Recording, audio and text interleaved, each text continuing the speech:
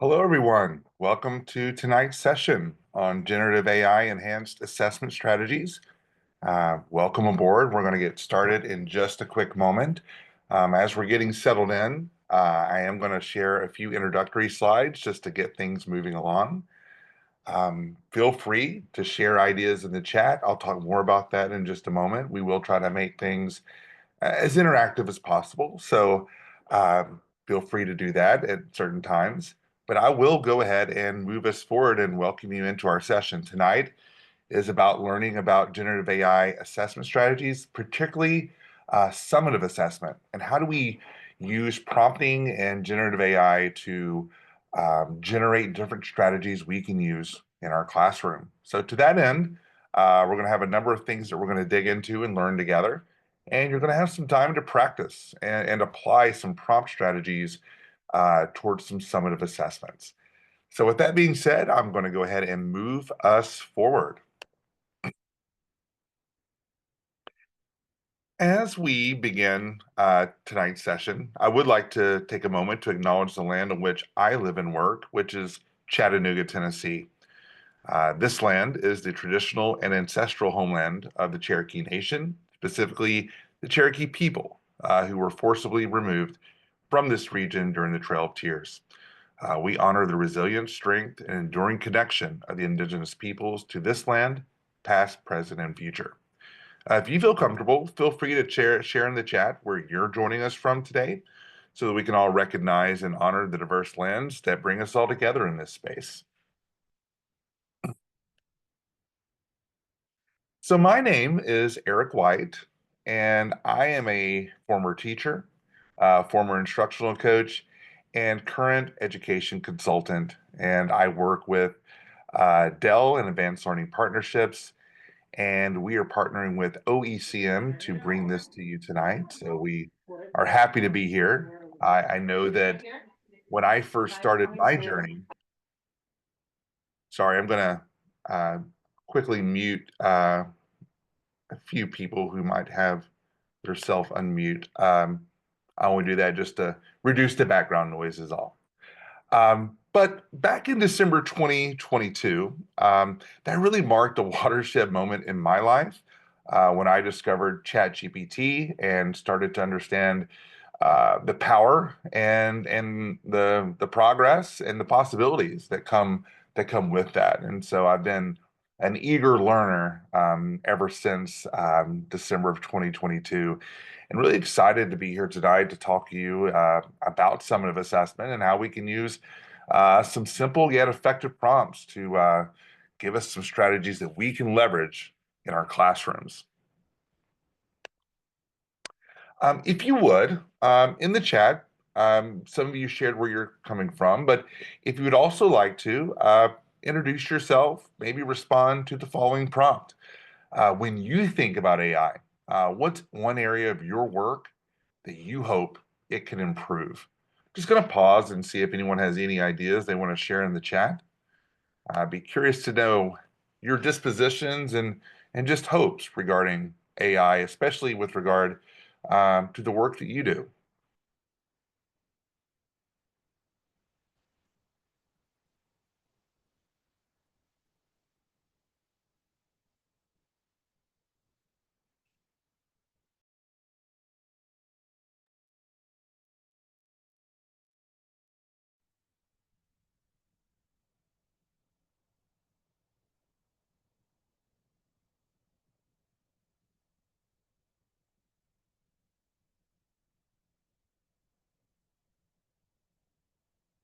Yeah, very good. Very good. Thank you so much for sharing again. Um, every once in a while, we're going to stop and just engage in the chat to learn from one another's experience and ideas and hopes and desires. So keep those ideas coming as we go through. Also, just to be transparent, I feeling a little under the weather tonight, so I hope my voice holds up. But I do apologize in advance for any disruption, but I think I'll be able to power through well. But again, thank you so much for sharing. Let's go ahead and move forward. And I do want to frame out our session tonight. I want to first begin by talking about what happened in the previous session and then connect it to this session as well. Last session in this series on assessment, we really dug into formative assessment and we looked at practical prompt strategies that you could use to generate all sorts of formative assessment ideas. Those were a lot of fun to tinker with last time, and we're going to have some more prompting strategies we're going to use and play with as we get into the later half of our webinar tonight. This session is really about generating summative assessments that not only align with our curriculum, all those learning goals that we have, but also differentiated to meet those diverse needs of our learners as well. Again, we're going to dig into some generative AI prompt strategies that you can use. And again, we're going to do that in session as well. A couple of things to expect from tonight's learning as well. Number one, just some active participation. Again, we're going to jump into that chat. We're already doing that as you've already seen in the chat. We're getting some shareable ideas. We're going to continue that, which also means you can engage in a lot of open dialogue in that chat. And also with a small room, if there are times in which you want to unmute and share, we definitely have time to do that. And just some collaborative learning. Again, this is a space for all of us to learn and grow from each other's ideas. And I'm a big believer that the smartest person in the room is the room. And so we're going to leverage that collective wisdom in that chat here and there as well. Here are outcomes for tonight. It's always nice to be kind of clear on where we're going with things. And so with tonight, two major things. Number one, to understand the basics of generative AI, including education use cases and the associated risk and responsibilities. So we will do some basic level setting around generative AI. But as we move forward, we're going to really get into this idea of leveraging generative AI to create summative assessments that align to your curriculum while also meeting diverse learners. So more on that one to come in just a moment. As we look at those outcomes, the agenda also is before you. We're going to have a quick introduction to generative AI. Also, we're going to have an introduction to prompt engineering. And also, after that, we're going to look at the intersection of generative AI and summative assessments. Where do those things align? And then we're going to have some prompt challenges. I'm going to give you some options, some optional challenges that you can use. We're going to have at least 4 ready-made options for you. Be kind of curious to see which ones you gravitate toward, and we'll look at those in just a little bit. And then after that, we'll have our closing reflection, and we will wrap things up. Couple pieces of norms and etiquette as well as we're joining into this space. Just being present for the learning. Know it's been probably undoubtedly a long day for everyone, but I certainly appreciate you leaning into the work and being present. This is definitely a time to try things out. This is the time for us to prompt, to see what happens, to iterate and learn from those iterations. So that tinkering, try things out mindset is going to really serve us well. Sharing ideas. Again, in the chat, I'm going to ask you to share what's on your mind and what's working for you with AI. And also, just as we're thinking about keeping the space as clean as possible with the audio, just going to ask you to mute your microphone when not actively speaking. Again, there may be times where you feel compelled to jump in and share ideas instead of typing in the chat. And so it's not to quiet you, it's just to reduce that background noise. So always encourage you to speak up when you feel ready. One quick disclaimer. It's always important to kind of make sure that we're transparent about a few things. And so I just want to let you know that the tools used in this webinar may or may not be approved by your local school board of education. But these are used to demonstrate broad principles and techniques transferable to many other approved platforms and applications. Please check with your local school board to determine if these tools are indeed approved for use. You'll notice when we get into the prompting challenge, I have ready-made prompts that most people will feel very comfortable using with ChatGPT or Google Gemini or any other large language model that you use. I will share a few tools as well that I think really are helpful with summative assessment. And I'll have some links for those that you can access after today's session if you want further learning with some of those tools. So with that being said, I would love just to jump right into our agenda and get into the basics, some of the introductory pieces with generative AI. And then after that, we'll continue moving along into the prompting and eventually into that prompting challenge.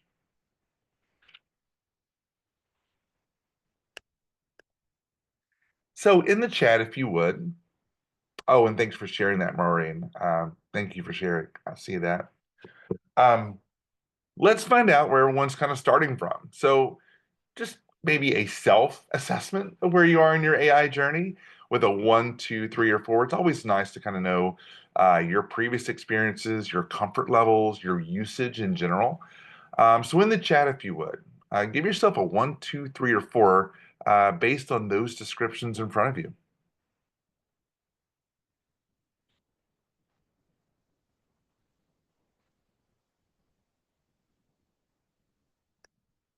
Oh, wonderful. Yes. So we have from 2 to 4, right? And some threes.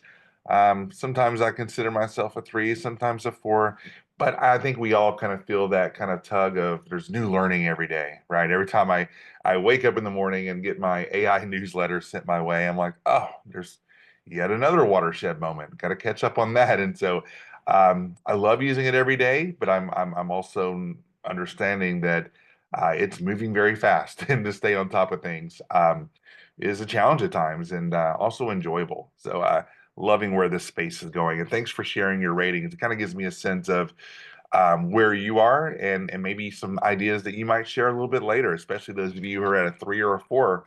You might kind of share some of the things that are working for you. A lot of you are rating yourself pretty high, so this may be an area where I don't have to go too deep, but I do want to make sure that we do cover some basics together, just the level set and foundation set before we dig right in. So before we dive in right into generative AI, let's just briefly talk about the different types of AI as well. We have reactive AI, which responds to predefined actions. You may think of a chess program like IBM's Deep Blue that makes moves based on specific rules.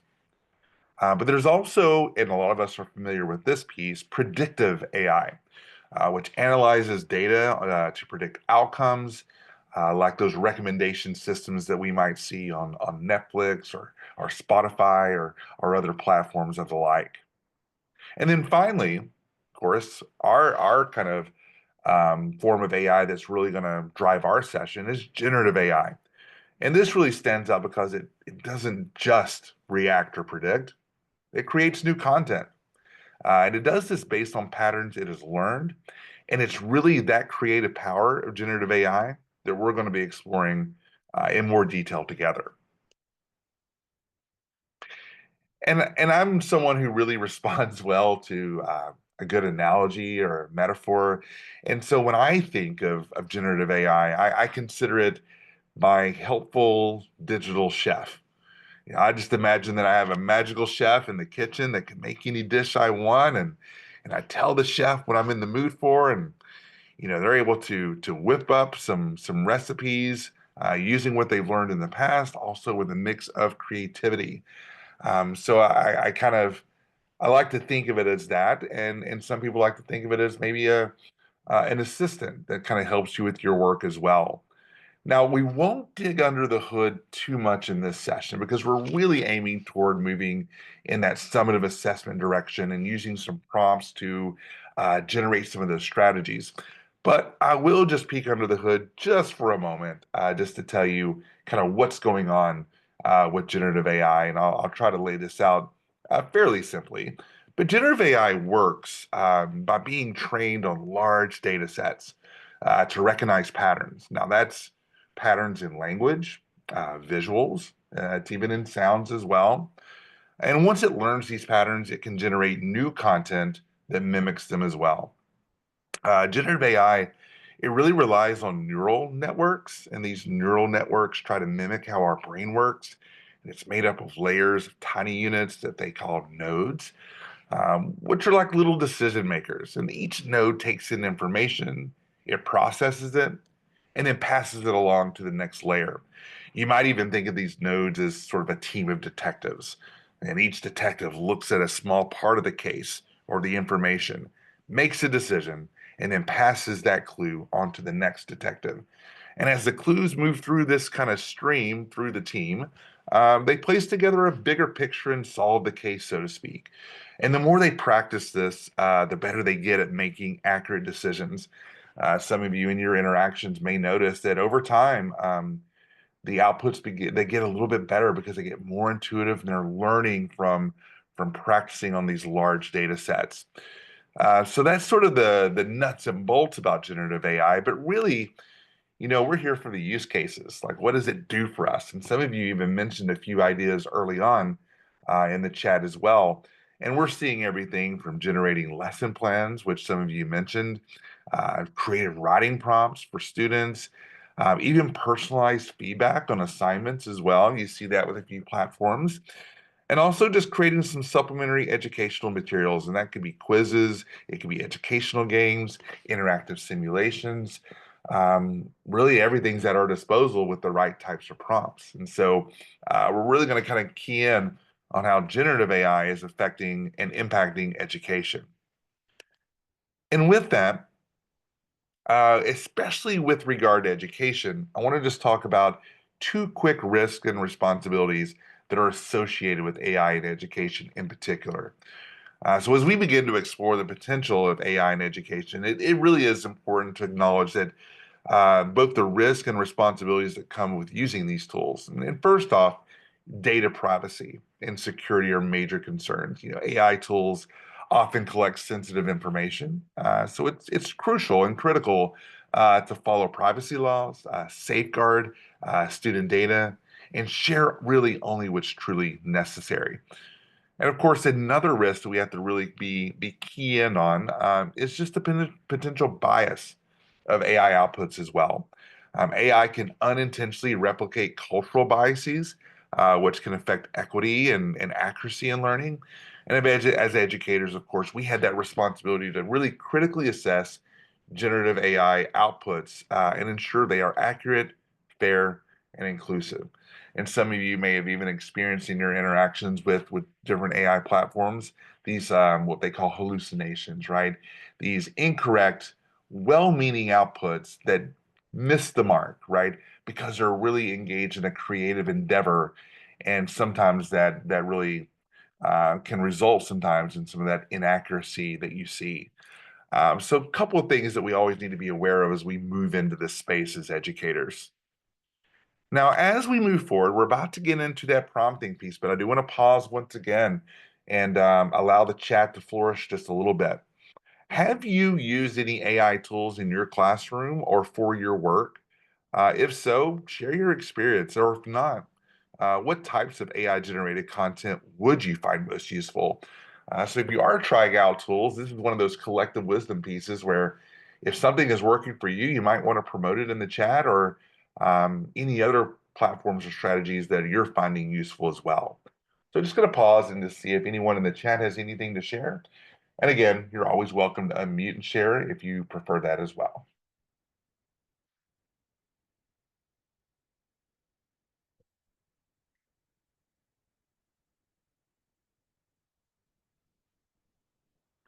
Oh, love that, Tina. Thanks for sharing that. I showed my students how to use AI to find good primary scholarly resources for a project. Absolutely.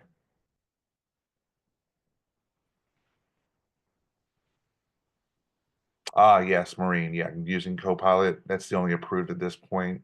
I understand. Absolutely. I assume you'll be using that tonight for our prompt challenge, which is certainly fine.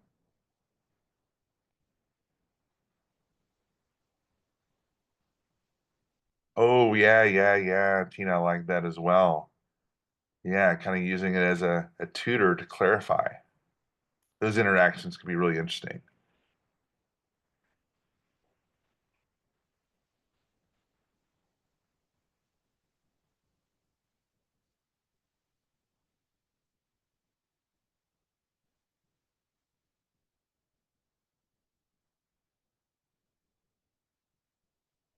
Ah, yes. Thank you. Thank you.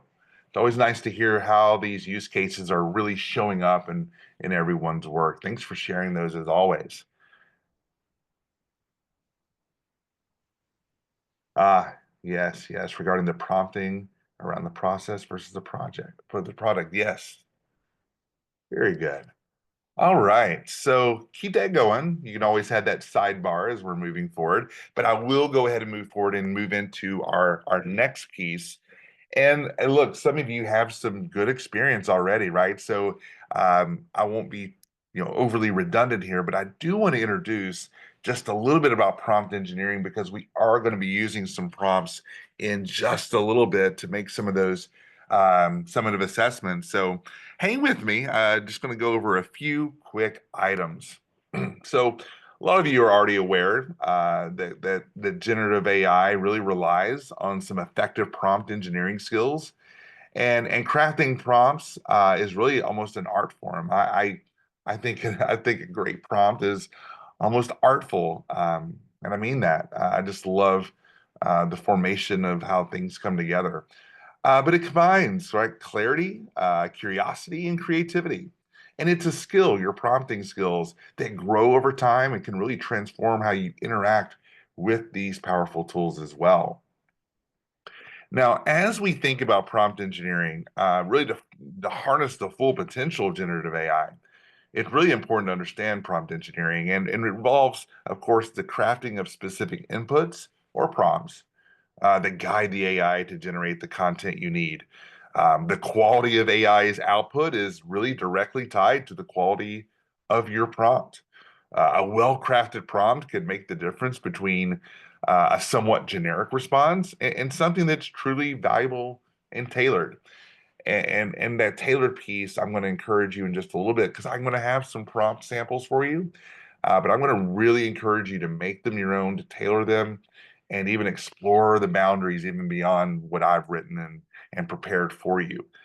So I love, love, love a good prompt. There's a couple of formats that you might consider as you use prompting as well. Some of you have probably even found your own sort of approach to prompting and tone that works for you, and different ways that you kind of trigger AI to generate content for you. I just want to give you two quick ones, two quick frameworks that you might consider as you engage in your prompting. I love using the role task format approach. Role task format. Number one, I want to put AI in the persona to adapt some sort of viewpoint that it needs to adopt. And of course, by specifying that role, it really helps set the tone and perspective for the response I'm going to get. And you'll see that show up in some of my prompt samples in just a little bit. And of course, after AI knows its persona, now I want to make sure that I'm clearly articulating the task, making sure that I'm detailing the expectations of that, and then moving into the format. This really outlines how the final answers should be structured or delivered. And by providing that format, I really ensure consistency and clarity in my output as well. So the role task format approach is something I love, love, love to use. And here's just a quick example. I'm going to pause and let you read the slide in front of you. This is just a simple prompt that you can use, again, using that role task format approach.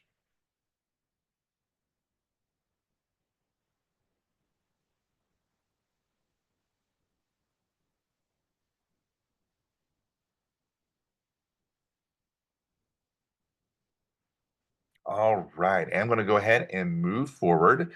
Some of you, again, may use that approach. Here's another framework that I really enjoy as well. It's from Samuel Ramondo on LinkedIn. There's the screenshot of his image here. It's just the guide framework for AI prompting. It gives you 5 things to consider as you're engaging with any any AI platform. Uh, More than just looking at this visual, I want you to see, for an example, what the guide framework might look like in practice.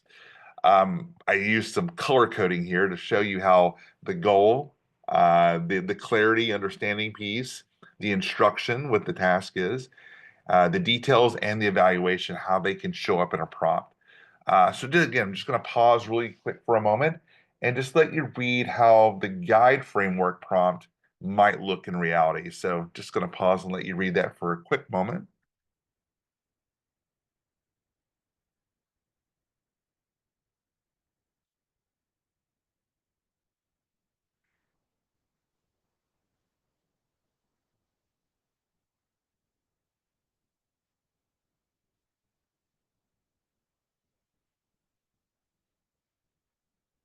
And of course, you don't have to strictly follow it in that kind of sequence, but it does help me to kind of think about those five different principles. And again, I wanted to show you sort of a clear-cut example of how each one of those could be addressed in a sample prompt that you use.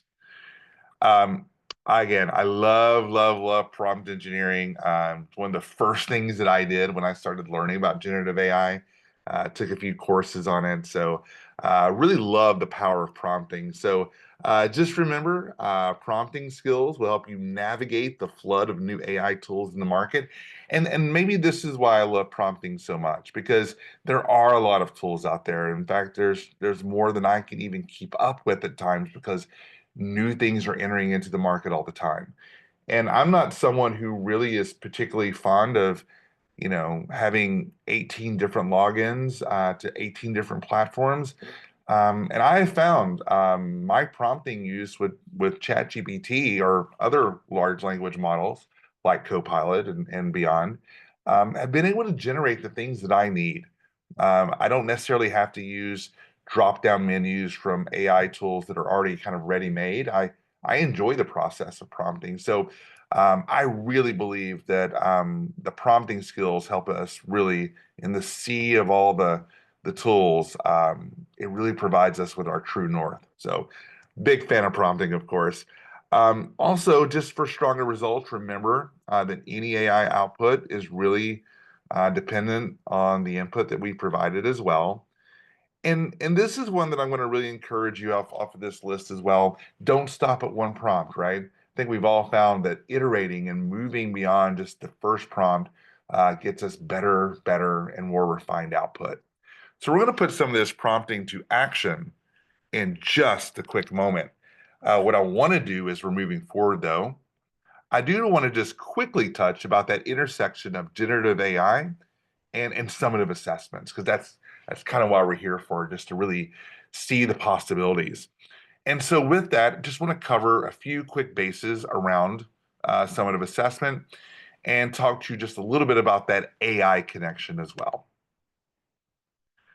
So when we're talking about summative assessment, and I made a little typo there, I'm going to correct that. That should say summative at the top.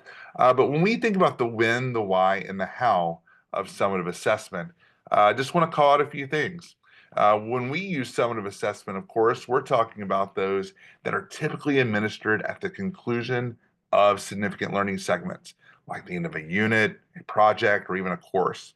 And the purpose of course, is to evaluate how well students have achieved those objectives that we've set for them. Now, why is it important? Well, summative assessments, of course, for us as teachers, provide that clear snapshot of student learning outcomes. It serves as a key indicator of mastery over the content, and it can play an important role in grading and accountability as they can guide us in refining our curriculum to better understand our student needs. And also, how do we implement them? Well, these assessments can often take the form of higher stakes activities, whether those be exams, larger projects, standardized tests. They're really comprehensive by design, and they seek to align directly with our predefined learning goals to measure overall student performance. And also, we've mentioned a bit about this, and we're going to move into this with some of our prompts, the differentiation piece as well. So when we differentiate summative assessments, we really acknowledge that each student has unique strengths, interests, and readiness levels, and offering multiple ways for students to show their understanding, such as choice in format or varied levels of complexity. That really ensures that every learner can demonstrate mastery of the same essential objectives. And so this approach will show up later as we engage in some of that prompting I was mentioning as well. Now, remember, we can share some tools. Some of them may not be approved, and we certainly understand that. Again, that's why I love the prompting piece so much because we can just jump right into other large language models. But I will share just a few tools here that you might decide to use on your own time and just to see what those possibilities are. You at the end of this webinar will be emailed tomorrow this slide deck. And the slide deck will include links to all five of these. Some of these might look familiar to you, but Magic School, for example, that's a platform that offers about 60 AI tools specifically designed for educators. And that includes tools for generating different types of summative assessments like tests and exams. EduAid AI provides comprehensive suite of AI-powered tools as well. And it also includes an assessment builder that allows for the creation of differentiated assessments tailored to student needs as well. One thing I've been loving using recently is Diffit. Diffit focuses on differentiated learning and offers AI-powered tools to create varied assessments based on student abilities and learning styles. School AI, you may have heard of that as well, allows teachers to create custom AI experiences for their students, and some of them include interactive assessments. And you may have also seen quizzes as well. While known for its engaging quizzes, it also offers these AI enhancements that can really adjust the question difficulty and personalize learning paths, and it really makes it suitable for also summative assessments. So again, in the slide deck, you'll be emailed after our session. If you want to explore those a little bit further, I'll have some links and summaries ready to go for you as well. But as we focus on this session, we really want to lean into the prompts that we can use in our large language models, the things that are already approved for us. We don't already have to make a new account. We just need some really effective prompts to help move us in that summative assessment direction. So with that, I do want to move into our fourth piece of the agenda, which is going to give you some time to engage in a prompt challenge. I don't want you to just listen all night. We need to try a few things out, right? So I'm going to give you some time to apply and try and see what comes of it. After it's over, I'm going to be curious to know what your reflections are, and you're going to have a little bit of time to do that as well. But if you don't mind, let me walk you through your options. And then after that, I'm going to give you some time to decide which one you want to pursue, or which, it could be multiple, by the way, which prompts you want to pursue. And we're going to really see what the outcome comes from it. So with that, if you'll hang with me, let's go ahead and introduce some prompt challenges. I have four for you to consider. How you're entering this space tonight may decide on which one you do. So feel free to do one or more. The first one is going to be pretty straightforward. It's going to use that RTF approach that we looked at earlier. And it's one of those just comprehensive test creator prompts. So it's going to be something pretty typical. But again, you can do this without having to join some other tool and create an extra account. So we'll walk through that one in a moment. Then I want to give you one that's really focused on differentiated summative assessment. And it's going to use what's called the flipped interaction prompt. And I'll talk more about that in just a moment. Last session, we had a chance to try out the flipped interaction prompt. It was a pretty popular one, so I want to make sure that it's here for tonight's session as well. Then we have the creative thought partner prompt, and I'm going to use this prompt following that guide framework approach that we looked at earlier. So you'll kind of see what that looks like as well. And then finally, the summative assessment review prompt. The last one will really require you to have a summative assessment that you can copy and paste or upload to your large language model. And you'll see why in just a moment. So four options lay ahead of you. I'll be curious to know which one that you do, and again, what changes you made to it and how the output matched your expectations. So let's just walk through really quick the prompts.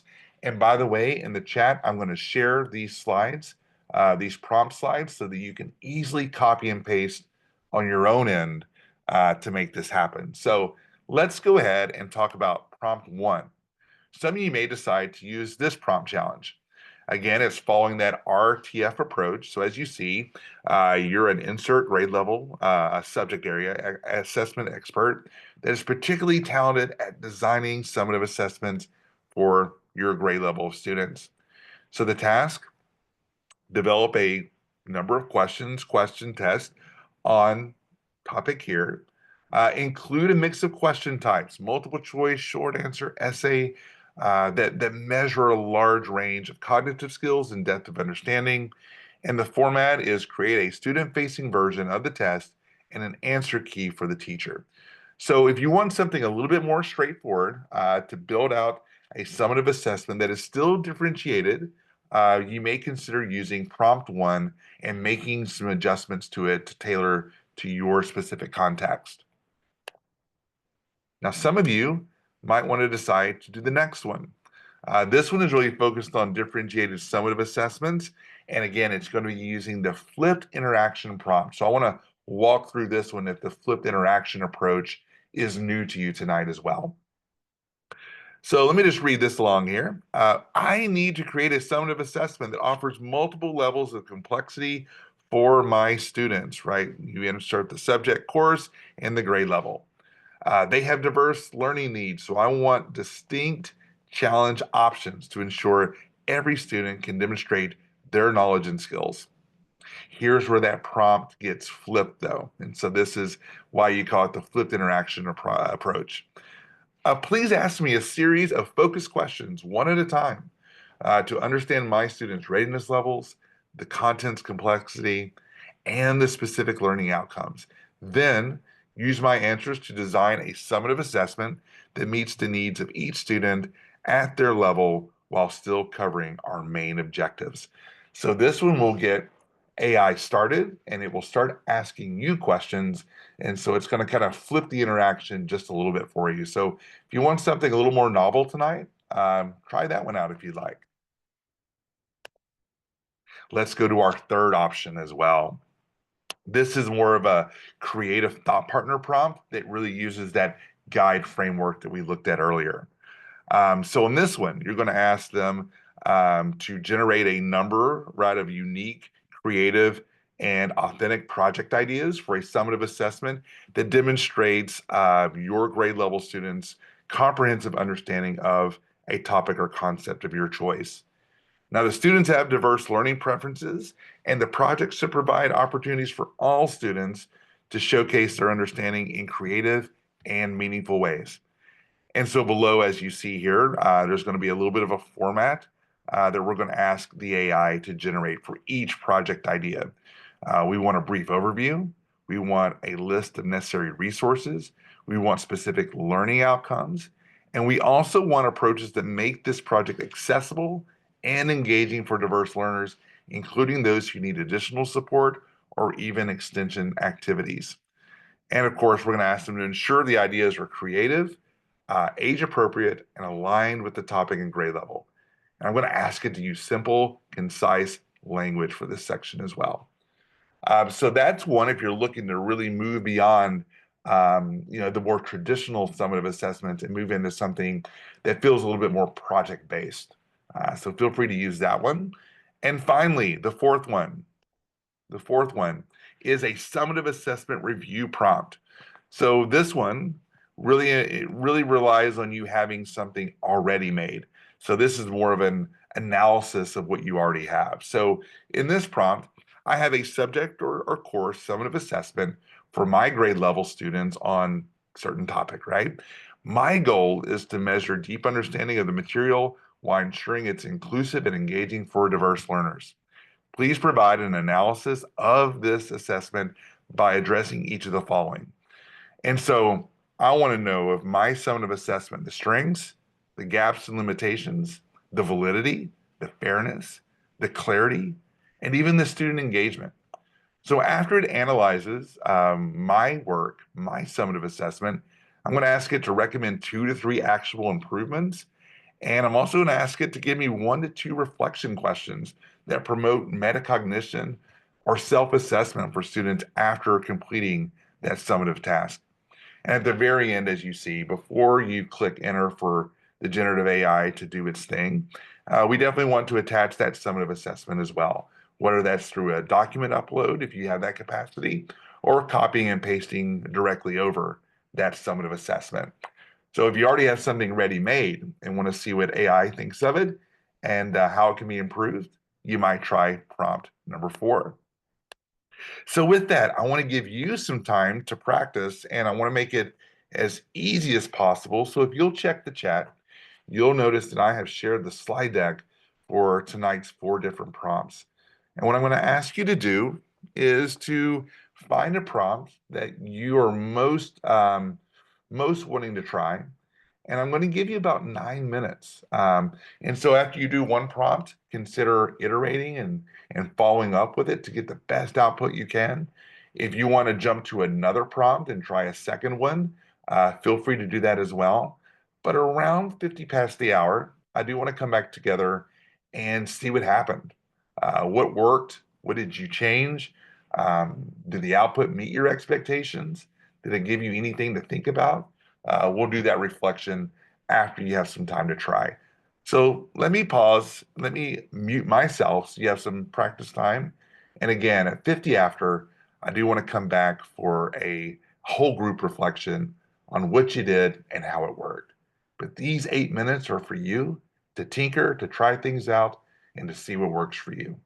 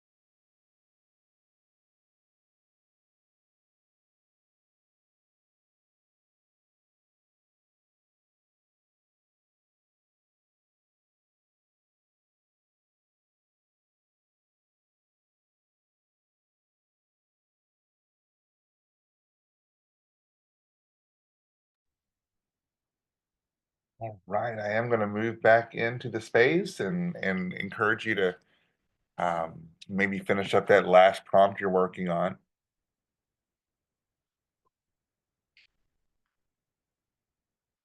So as we move into the final part of tonight's webinar, because it is getting time to wrap things up, I do want to give us a little bit of time for a final reflection.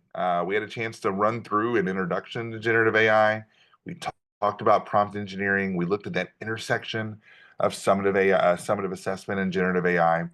You had those challenges, and I'm particularly focused on the challenge piece. And so I'm going to throw a few questions your way for a closing reflection, and I'll encourage you to drop some ideas in the chat, or again, unmute yourself if you feel ready as well. But what prompt challenge did you try? How well did the output match your expectations? Did you provide follow-up prompts? I'd be really curious to know what those were. And even if you want to share maybe your biggest takeaway from tonight's experience as well, that's always important to know. So I'm just going to pause and let you share some ideas in chat, and let's learn from each other's experience.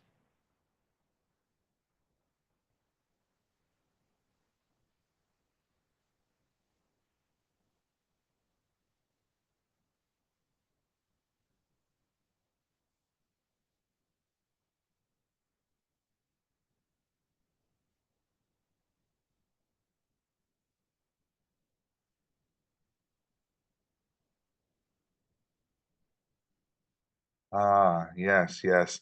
Just see the one coming in about using the second prompt. Absolutely. I think that's one of the things I love about it is, as much as anything else, is that it asks me things that I did not consider.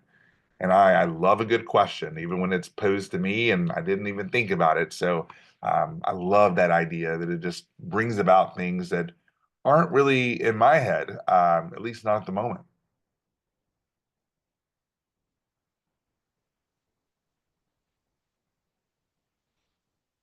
Thank you, Tina. Yeah, using the first one. Oh, yeah, yeah. Yeah, thanks for refining as well.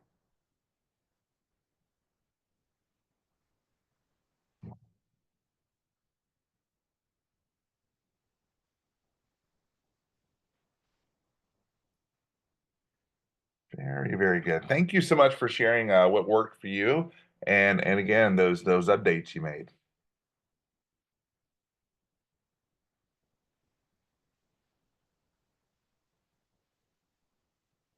Ah, yeah, yeah, yeah. That timepiece in there. I bet that's interesting on how it kind of puts it into more of a palatable place for students. So as we're wrapping up our session, just a couple of things I want to share with you as we bid goodbye to this session. First off, if you're curious to learn more about the work that we do at Advanced Learning Partnerships, because we are deeply involved in generative AI and its possibilities. There's our handle, and there's our hashtag as well. You'll find us on all of the different social medias. We're pretty active on LinkedIn for sure. The thing I definitely want to share with you as we're wrapping up, you got those prompt samples, of course, and I always want to make sure every session you have some ready-made prompts that you can just easily use and tailor to your needs. But at the same time, I want to make sure you have access to the other content that we covered as well, whether it's for your review or maybe even a colleague that you know who might benefit from learning about some of those other pieces that we discussed tonight as well. So do know that there will be a follow-up email from me in the next 48 hours that will provide you access to the recording of tonight, but also the slide deck as well, so that you can use it and share it and review it as needed. Yes, absolutely. Great question, Tina. Please do.